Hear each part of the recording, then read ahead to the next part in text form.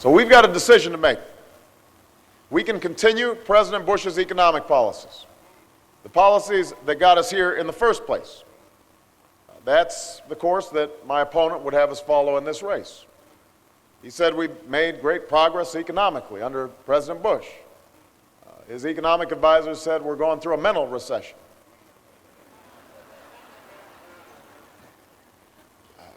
I disagree. We face serious issues in this election, and we have real differences. I'm not going to spend time assaulting my opponent's character. I'm not going to talk about Paris or Brittany.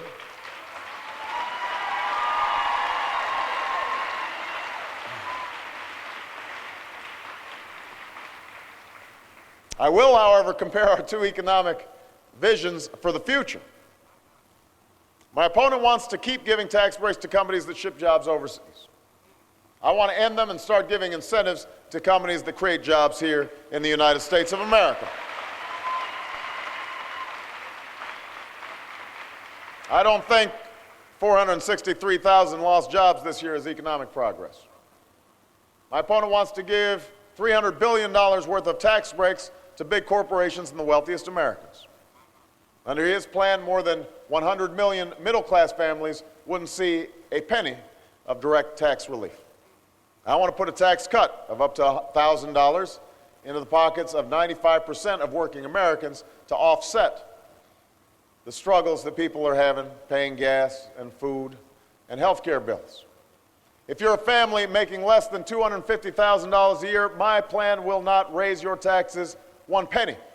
Not your income tax, not your payroll tax, not your capital gains tax, not any of your taxes. My opponent is opposed to regular increases in the minimum wage. I want to index it so that it rises with rising costs. My opponent thinks the earned income tax credit is fine as it is. I want to expand it. He has no plans to make child care more affordable or help people get paid sick leave, while I do.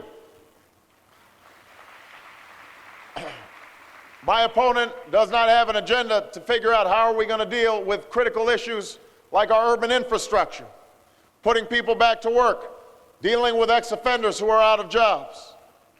Those are all items that have to be addressed by the next president.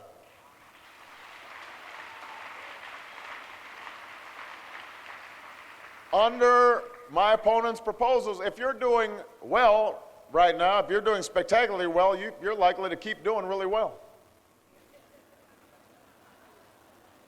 Otherwise, you're likely to be stuck running in place or falling even further behind. And I don't think that's good enough. Those policies haven't worked for the past 8 years. They will not work now. It is time for something new. It is time for policies that reflect the fundamental truth that we rise and fall as one nation. That's the truth at the heart of your Opportunity Compact, that we cannot have a thriving Wall Street and a struggling Main Street. That does not work.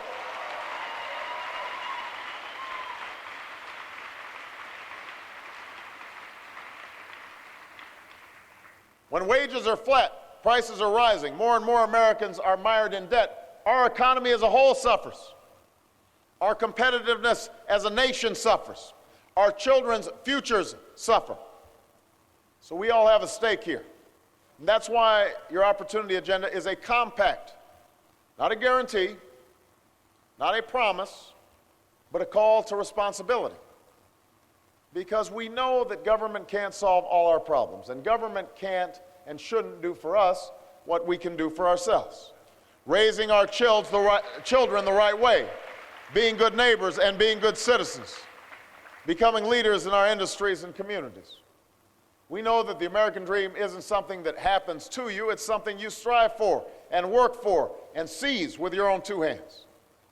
And we've got a responsibility as a nation to keep that dream alive for all of our people.